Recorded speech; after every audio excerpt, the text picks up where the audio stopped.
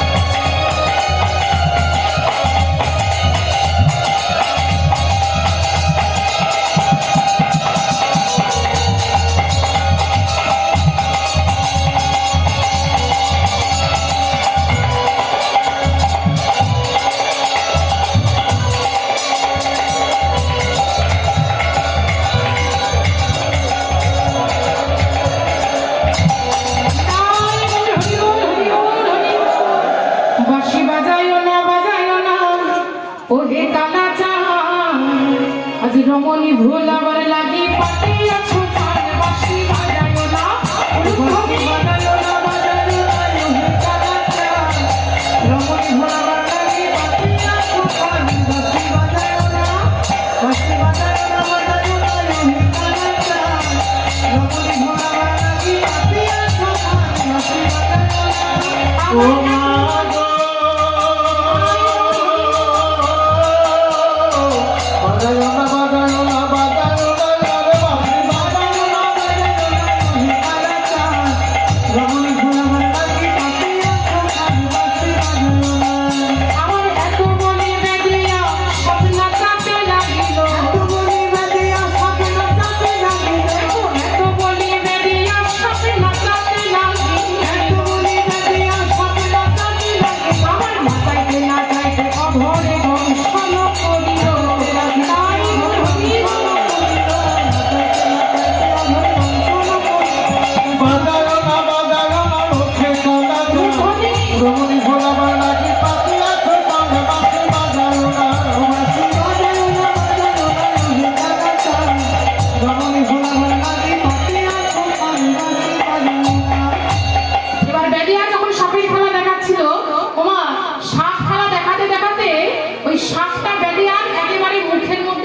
কামড়ে।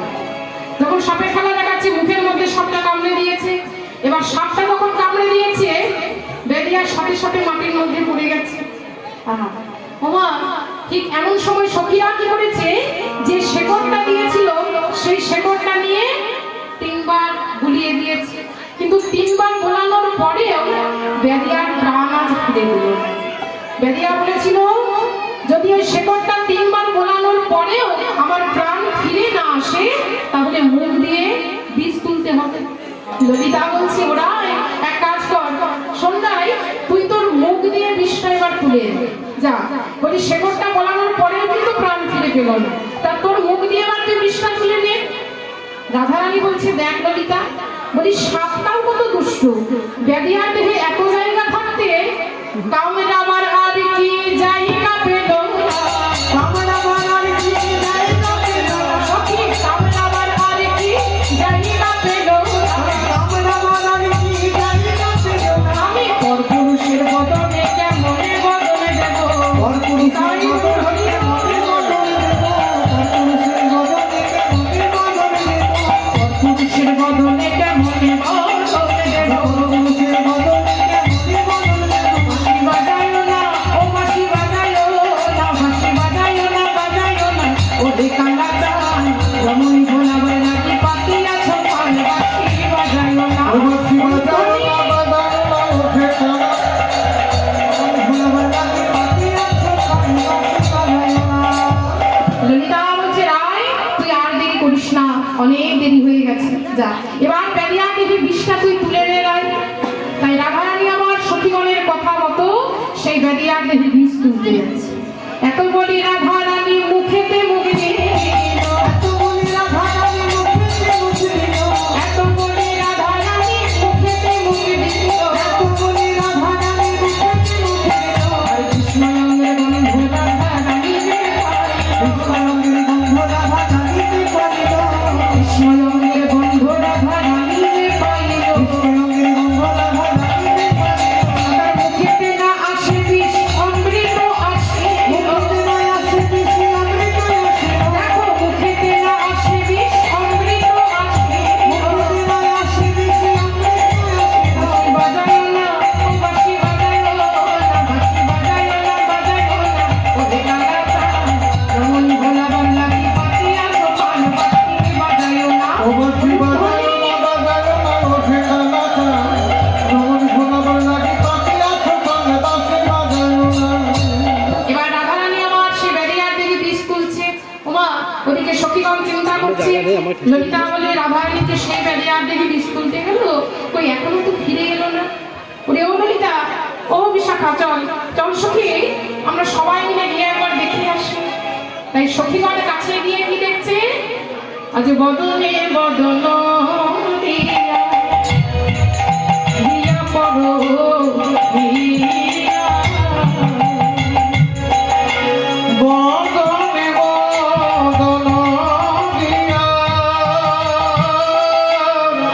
দিয়া পর দিয়া, তারা আর আখি হেরাইতে নারে গো, আর আখি হেরাইতে নারে।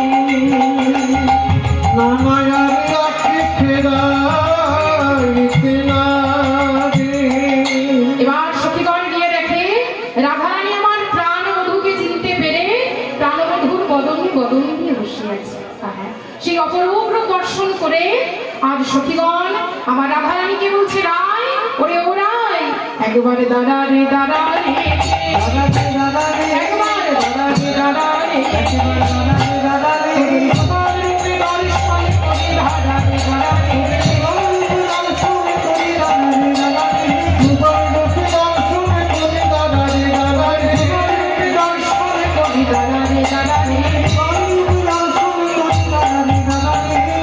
তাই আমার রাধা গোবিন্দকে যুগলে করার আগে আমার কমিটি দাদাদের অনুরোধ আছে, কয়েকটা ভজন গান গাইতে হবে। তা ভজন গান গাইবো যদি মায়েরা নৃত্য করে, নৃত্য করতে পারেন তো?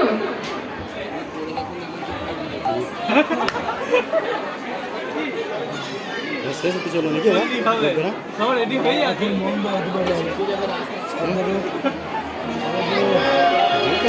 বাইরে চলে তো